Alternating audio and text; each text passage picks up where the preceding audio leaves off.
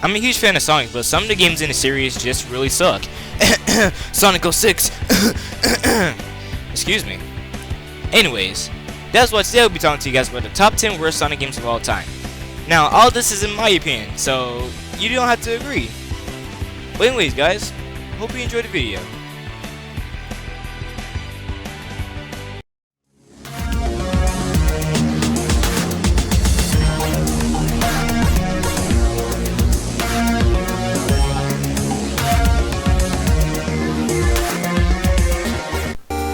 Number 10. Sonic Unleashed. The actual story for Sonic Unleashed was pretty decent in my opinion, but when it came to the gameplay I'm kinda divided. The warehouse stages are basically a repetitive beat-em-up where you fight the same enemies over and over again with little progression. But when it came to the time you played as normal Sonic, the gameplay was fun and fast-paced, and it actually made you feel like you're running at the speed of sound. And that is why this game is number 10 on my list. Number 9. Sonic Lost World. The story of Sonic Lost World isn't really that good in my opinion. They tried to add a new parkour mechanic to the gameplay which really isn't needed in a Sonic game. And overall the gameplay was a much slower pace compared to the other Sonic titles. If I were to name one good thing about this game, it would be that you can take alternate pathways to get to your main goal, which I thought was pretty cool. But even that can save this game from being bad. And that is why it takes the place at number 9 on my list. Number 8. Sonic Boom. Now, I have two main problems with Sonic Boom. The first being is the redesigns. Why does Sonic have a scarf and why does Knuckles look like Arnold Schwarzenegger? I mean, was it really necessary to change how they look? The other problem I have is the gameplay. All you do is fight enemies over and over and platform. You barely get a chance to run. But when you do, it's very chaotic because you have 5 characters moving in the same direction. And I have a question. How is it possible that Tails, Amy, and Knuckles can keep up with Sonic? He's Sonic the Hedgehog. It makes no sense. And that's why this game is number 8 on my list. On number 7 on our list, we have Sonic and the Black Knight for the Wii. The story is about how a sorceress named Merlina brings Sonic into her world to try to help her save the realm of King Arthur from the evil Black Knight. And as you guys already know, Sonic beats the bad guy and saves the day. But there is something important about this game. Sonic has a sword. Sonic the Hedgehog. You know, runs fast, speedster, chill type of guy. Becomes a knight. Now this wasn't the worst idea. It could have been way worse, but come on. Why are they trying so much to bring, Sonic into more of a fighting game instead of a, a normal platformer? Now for the gameplay. As I said, you play with Sonic, you have a sword, and you fight enemies. It's really linear. There isn't really much ways you can avert from the main path.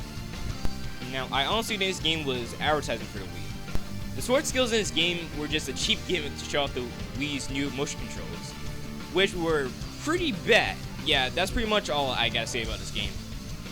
And that's why it earns a place at number 7 on my list. For number 6 on our list, we have Sonic Blast for the Sega Game. Now, the story basically consists of you either playing as Sonic and Knuckles and you had to find all 5 Chaos Emeralds. Yeah, simple as that. For the gameplay, it's super slow. Imagine having a platformer, right? An action platformer like Mario. But your character, which is Sonic, moves at the speed of a snail. Now look, part of the reason might be because of the huge character models on screen. Look at this! Sonic has a huge head and a small body. Now I do understand that this was one of the first attempts to have Sonic in 3D, but come on, they could have done way better than this. And that's why it's number 6 on my list. For number 5 on our list, we have Sonic Shuffle for the Sega Dreamcast. So if I were able to sum this game up, it will basically be a clone of Mario Party. A very bad clone of Mario Party. The story makes 0 sense and the gameplay is just a board game. I'm tired of them trying to put Sonic into a game where he doesn't belong.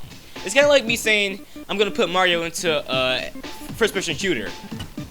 Yeah, Mario the plumber guy into a first-person shooter. Come on. Come on, Sega. Come on. That's why this game is number 5 on my list. For number 4 on our list, we have Sonic Drift for the Sega Game Gear. Now, the story... right, as if this game has a story. Now, the gameplay is basically just like the original Mario Kart on the SNES. Yeah, there aren't really much difference between them. But, I can tell you this. The original Mario Kart had, a charm to it. But this game tries so hard to recopy that, but that's impossible. Now, Sonic and Racing do mix as of Sonic and Sega All-Stars, which is a cool game.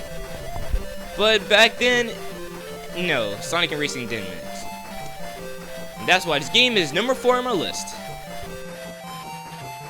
Now, number 3 on our list, we have Sonic Labyrinth for the Sega Game Gear. As you know, this game has no story. The gameplay has very confusing platforming again, and overall, the gameplay was just very, very slow. Now, it was a decent idea, but in the end, it didn't really work out that well, and yeah, that's why this game is number 3 on my list. For number 2, we have Sonic Freeriders for the Xbox 360 Kinect. Now, the story for this game was trash. The gameplay controls were trash. Not because it was on Kinect, they were just trash in general. Now, this game was a sequel to Sonic Riders Zero Gravity and Sonic Riders back on the GameCube, which were pretty good games. But this one was an entire letdown. I mean, it wouldn't have been all that bad if it wasn't on the Kinect. I feel like if, it was just, controller based, then it would have been better. But no. Honestly, the only good thing about this game is the music and the intro. I mean, at least the old Sonic games has somewhat of a redeeming quality to them, while this game is just garbage. I mean, what was the point of making it for Kinect? What was the point? It had good controls to begin with, so I don't know. I'm just moving on to the next game.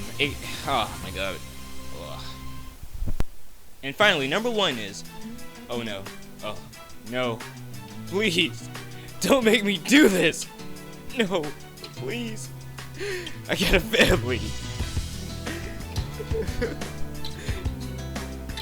Fine. Number 1. Sonic the Hedgehog, aka Sonic 06. Now, if I had to describe this game in one word, that word would be ass! The story. The story is basically about Sonic trying to save Princess Elise from Dr. Eggman.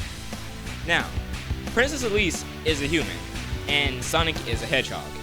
So they're trying to have some type of love interest here, which is kinda strange if you really think about it. The gameplay is glitch fest to the max. You can't move 1 inch in a game without a glitch happening that can either kill you or set you back in the game. The loading screens are very, very long. Every time you die or lose all your reading somehow, you're gonna have to go back to the loading screen. And if you were on a cutscene before, you gotta watch it all over again. You can't skip it.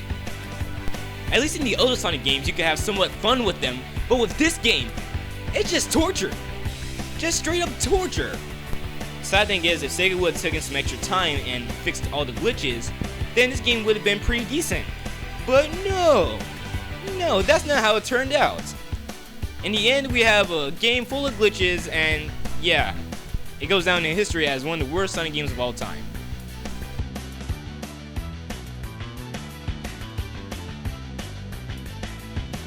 So overall, Sonic games have really changed over the years. Some for the better, and others for the worse. But either way, Sonic will still be a beloved video game character, and he will always be, whether or not his games are good or bad. Anyways guys, if you enjoyed the video, give it a thumbs up, comment, subscribe, and all these other people do. This has been Alpha Tower from Alpha X Games. Peace out.